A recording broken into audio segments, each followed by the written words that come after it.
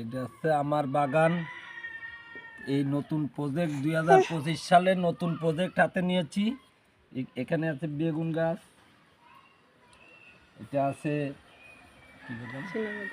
চীনাবাদাম, কিছু ফুলের চারা, পেঁপে গাছের প্রজেক্ট,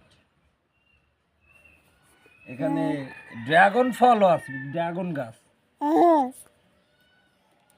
2024 সালের যে দুর্যোগের